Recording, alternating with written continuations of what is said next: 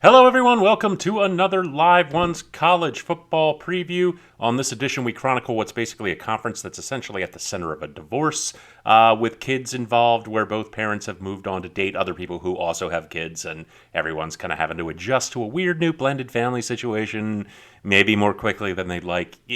We've all been there. Well, half of us anyway. It's the American Athletic Conference, the middle link in the chain of the massive realignment and consolidation happening in the conferences right now. We've chronicled it nonstop, but Texas and Oklahoma leaving for the Big 12 for the SEC caused a panic because, in addition to the obvious problem of half of the Big 12's revenue suddenly going into non-existence, nearly all of its prestige was leaving as well, and lots of people, including me, started looking at the American Conference and the massive amount of success it was having, in its top tier, particularly against Power 5 schools, and we said, is it time to rethink the hierarchy here? The American Conference certainly seems to be on the level of, if not superior to the Big 12 right now, particularly when Texas and Oklahoma were taken out of the picture. The Big 12 was now 8 teams, none of whom had been anywhere close to the national title picture in decades, with the exception of TCU that 1 year in 2014, but that was it. Could the American Conference, with its top-tier programs of Cincinnati, UCF, and Houston, supplant the Big 12 maybe in the Power 5 structure? Well, the one advantage that the Big 12 had was money and lots of it, and they said, yeah, American Conference, we're going to go ahead and take all your best teams. And Cincinnati, UCF, and Houston will all be moving to the Big 12 next year. This is their last year in a conference that, let's face it, came around in 2013 out of the ashes of the Big East. Was I was joking at the time, when they were, a new conference and they were struggling to come up with a logo. I said, you could always go with an orphanage. I mean, this conference has all the teams that nobody else wanted. And look at what they've done. But there's not going to be a whole lot of people that are going to be upset over the fact that historical rivalries are being taken away. Nonetheless, the conference is a business and they have to survive. So what did they do?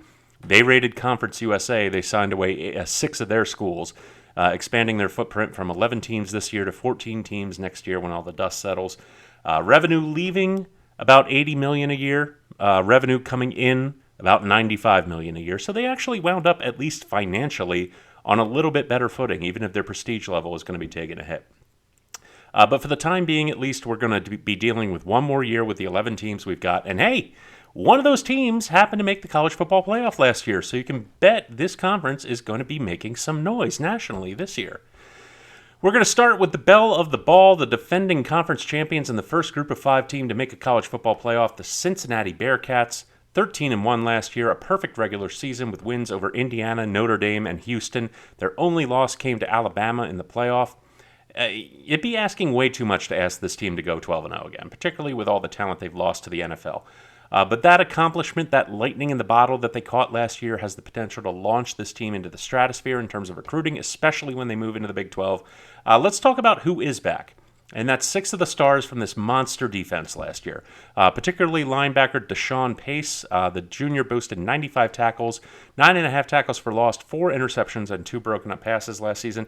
This guy got on my radar watching that game at Indiana. He was absolutely everywhere the ball was. I feel like I was hearing his name called on every single defensive series, and I probably was, honestly. He had a career-high 10 tackles in that game and a crucial interception that really put the game away. The secondary, unfortunately, got gutted, with Sauce Gardner, Kobe Bryant, and Brian Cook all off to the NFL. And, of course, as we all know, the big 3 weapons on offense last year, Desmond Ridder, Jerome Ford, Alec Pierce, also all gone. This is a program on the rise, and it's got a lot of depth, but it's not Alabama-level recruiting yet, where it can slot in NFL-level talent in any position where they lose it. It's going to be a rough go with some of these games, particularly their first one against Arkansas in Week 1. KJ Jefferson and Treylon Burks are going to make mincemeat of that secondary. I actually think that's going to be a loss, maybe a bad loss for Cincinnati. Road games at UCF and SMU are dangerous. They're probably going to lose one of them. Indiana should be greatly improved this year, but I think they can still win that one. 9 wins is this team's floor. I think 10 is probably more likely. They should definitely be in the championship game again, one way or the other. East Carolina had its first winning season since 2014. Its 7 wins were as many as the first 2 years in the Mike Houston era combined. The offense was strong, the defense wasn't horrible, and the team did exactly what it had to in a stepping stone season. It beat the teams it was supposed to. Didn't really surprise anyone, positively or negatively. But most importantly, you just watch any game they played, and I made a point out of watching a couple of them. This team was enjoying itself. I mean, there were genuine smiles and camaraderie on that sideline. The passing game is going to be fine. Quarterback Holton Ahlers is a longtime veteran quarterback who knows what he's doing. He'll throw for at least 200 yards every time out. And the receiving core should be fine. Taylor Snead is gone, but C.J. Johnson is a dangerous deep threat, and Ryan Jones is a nice tight end who caught 37 passes and 5 scores. Like last year, Ahlers is going to spread the ball around. The defense, the defense was mid-tier. I mean, it wasn't great. Wasn't awful, wasn't great. It's like they kept saying at Chernobyl. Not great, not terrible. They just lack that big star playmaker. Someone really needs to step up this year to keep the momentum going. I'm looking at junior safety Sean Dorseau to be that guy. 96 tackles, 1 sack, 4 tackles for loss, 2 interceptions, and 5 broken up passes in his last 2 years. Junior year is usually where secondary guys either really come into their own or fall off the map. Schedule-wise, this team needs to front-load its schedule with as many wins as possible because the back half is killer. They got Memphis at home, UCF at home, at BYU, at Cincinnati, and home against Houston all in a row. They might lose all of those and have to get their 6th win against Temple in order to get into a bowl game. I just love to see these guys get there after their bowl game was canceled for COVID last year. This team is just too much fun to not like. As much attention as Cincinnati got last year, Houston was right in the mix of the national scene as well. The Cougars exceeded all expectations, went 12-2 on the year, lost to Texas Tech in week 1, then ran the tables on everyone until the conference championship game. Go back and watch the highlights of that game against SMU. It's worth it. This team was stellar on both sides of the ball. Clayton Tune was as good and as reliable a quarterback as you'd want to see under center. He threw for over 3,500 yards and 30 touchdowns against 10 picks. Just stellar. And he's the right size to be an NFL draft pick next year. I'm actually hearing some people say like maybe mid to late 2nd round if he ups his game another level this year. Tune aside, the program's top prospect in the draft class is definitely wide receiver Tank Dell. One of the nation's leading returning receivers. Dell tallied 1,300 yards receiving and 12 touchdowns last year. The man is just electric. He's got speed, he's got explosion. He can make a real good cut in space, make guys miss. He's just virtually impossible to stop once he's got the ball in his hands. He can catch the ball, at the 30-yard line in his own zone with 7 guys in front of him, and he can make every single one of those guys miss. I mean, he's just incredible. So on defense, they of course lost their star Logan Hall to the draft, but waiting in the wings is Derek Parrish, the edge rusher. 54 tackles and 5 sacks last year. He's a really impressive guy athletically, and he's got a great motor coming off the snap. Furthermore, he's shown both power and finesse at the point of attack. This is a guy who is a matchup nightmare, really, when he's across the line from you. Schedule-wise, that first game against UTSA is going to be a real fun one between teams coming off of major high points, but I'd give the edge on that one to Houston. This team doesn't have to play UCF. It doesn't have to play Cincinnati. Really, the only game that I think poses a problem for them is their Week 2 match on the road against Texas Tech. This team might legitimately run the tables on the conference and finish 11-1. I know it's lofty. I rarely make an 11-1 prediction for any team, but I think the Cougars might do it and be there for the conference championship. Memphis, I really expected better from last year. The offense just wasn't as advertised, and it showed against good teams like UCF and Houston, where they got just absolutely dominated. The offense was supposed to make up for the defense's weaknesses, and they just couldn't get it done. Just a lack of run blocking with an inexperienced offensive line. Quarterback Seth Hennigan had great numbers in terms of yardage and touchdowns, but he just had to throw too much. He had to throw sometimes like 60 times a game, so his accuracy was a real concern. Good news is he was just a freshman, and he can always get better. Defense, what defense? This team gave up 419 yards a game last year, and it just didn't get anyone through the transfer portal that really impressed me much. So, once again, they're going to have to lean on the offense. Hennigan, as we said, he should be better if he can get into a groove. There are some bad teams on the schedule that the Tigers can beat up. They get Arkansas State, they get North Texas, Temple, Tulane, Tulsa, and North Alabama. They're all beatable. This team should get itself to a bowl game just on the strength of its offense. 6-6, I think, is a good benchmark for this team to try and hit again. If they can get to 7-5, it'll be a real big moral victory, I think. Navy. Oh boy, Navy. These are not the glory years, Navy. The midshipmen have only had one winning season in the last 5. When all you do is run the ball, you'd better be able to run the ball. Isaac Ross was this team's leading rusher last year, and he was 3 yards in a cloud of dust almost every time. When the leading yardage rusher at a service academy is only good for 5 touchdowns in an entire 12-game season, it's a big problem. The defense was better than the offense, but barely. 83rd in the nation, giving up 28 points a game. Again, when you're a service academy and all you do is run the ball and chew up clock, the other team shouldn't even possess the ball for enough minutes to have a chance at scoring 4 touchdowns. Who can they beat that they've got on their schedule? They should beat Delaware, they should beat Tulsa, they should beat Temple, and they'll steal a 50-50 game that they shouldn't. But yeah, I think it's going to be another 4-8 year for these guys. The pipeline of talent just isn't there. I read this, I've been reading this for ever since COVID started, but even before that, all the service academies right now are just having major problems recruiting. I mean, all branches of the military are in general, but the service academies just aren't getting the signups that they used to get. It's going to be something to keep an eye on in the future. SMU, is it safe to say they're back? I mean, 3 straight really good years under Sonny Dykes, but oops, Dykes got poached by TCU. Can't really blame him. I mean, you're going up to a Big 12 school. Fortunately, the Mustangs were able to bring back Rhett Lashley, who was Dykes' offensive coordinator before a short spell at Miami. And the good news is he knows the offense knows him. It's loaded with experienced parts, good skill guys, and it's got the offensive line to make it all work. And it all starts with Tanner Mordecai, who threw for over 3,600 yards and 39 touchdowns with 12 picks in an all-conference season. He should get even more work than usual with Lashley's pass-heavy style. Leading receiver Rashee Rice, 64 catches, 9 touchdowns. He's back. He's definitely the absolute number one guy in that receiver core. They've got a couple of great transfers too. All Conference USA target Jake Bailey from Rice, Bo Corrales from North Carolina, Kelvonte Dixon from Texas. This is going to be a really loaded receiver core. This offense should be once again really good this year. The defense wasn't great, but it does have some playmakers. The line's anchored by senior defensive end Elijah Chapman, who's notched 76 tackles, 6 sacks, and 20 tackles for loss in his career. Senior linebacker Turner Cox, I'm not really sure how to say that, but he boasts 126 tackles, 12 sacks, 25 tackles for loss, 3 broken up passes, 1 interception, and 7 forced fumbles in 4 seasons. This guy is just he's all over anybody with the ball. It just kill a man with the ball. That's his philosophy. Schedule-wise, if you can say anything, it's that all the tough conference games that this team has got are at home. I think this team is definitely the best of the second tier of schools in the conference. Might arguably be better than UCF this year, honestly. Obviously, the match everyone is circling is the home game against TCU in Week 4. Oh, those cheeky schedule makers.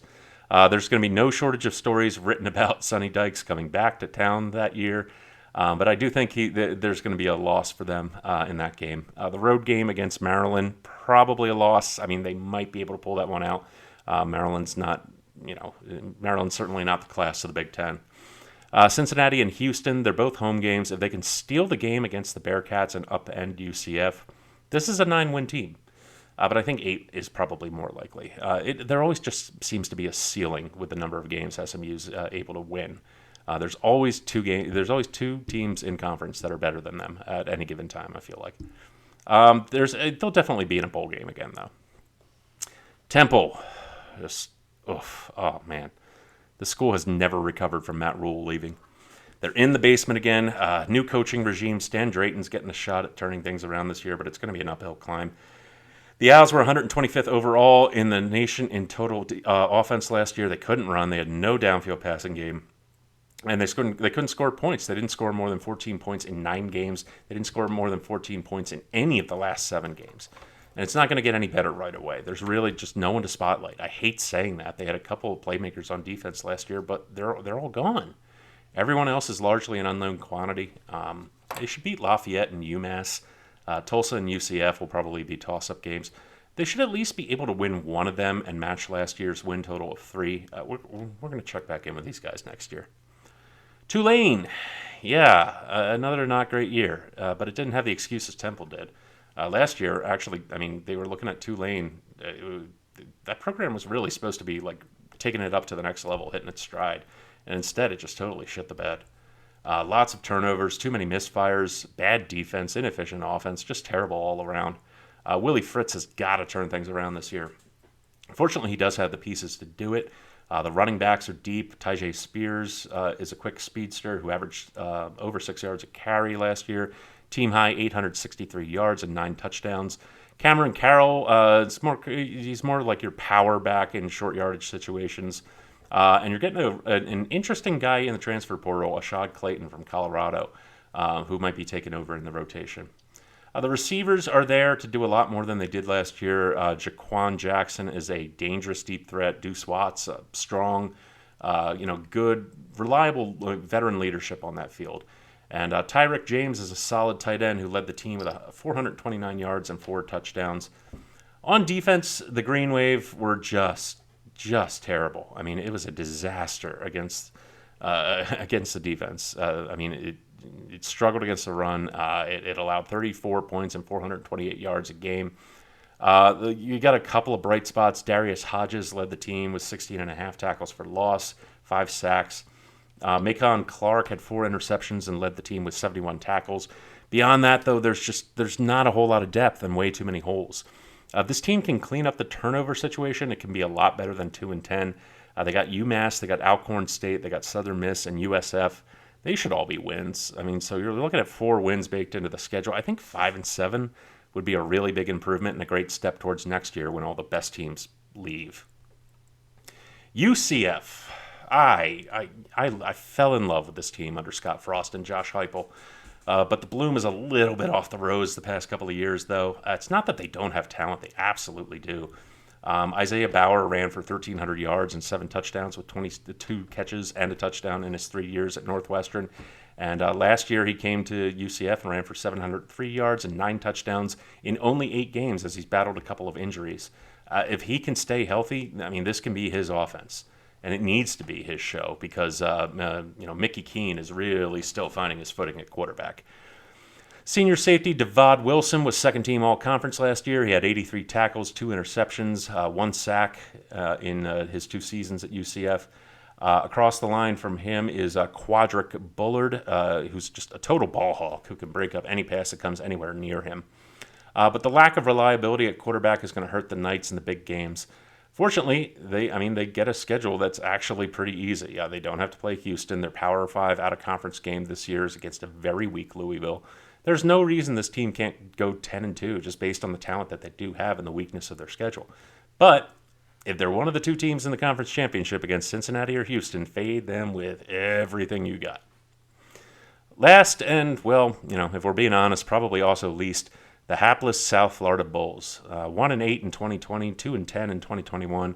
Jeff Scott really needs to start showing some results. Jaron Mangum was the team's lone bright spot. He had 671 yards and 15 scores. Basically, any time you got inside the 5-yard line, you just handed it to him and he just punched it in.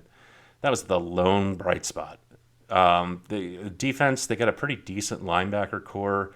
Antonio Greer and Dwayne Bowles, but that's pretty much all they have on defense. With a much better UCF 90 miles away, they're just not getting the recruiting. It's just not getting any better. Who's on the schedule this year? Howard, East Carolina, Tulane, and Temple. Those are the only 4 games they could possibly win. Let's give them the benefit of the doubt and say they'll take another step forward and win 3 games this year. Yay! We've tripled our win total in just 3 years. Yay! So there you go. The American Athletic Conference, it should be Houston and Cincinnati in the conference title game again, but you just never know with how easy UCF's schedule is. Don't sleep on SMU either. They have the talent to be surprising, and the new emphasis on passing might be to their benefit. Next up, it's the conference that's still nominally in the Power 5. We're going to take a deep dive into the unbridled sugar rush that is the Big 12. I will see you next time.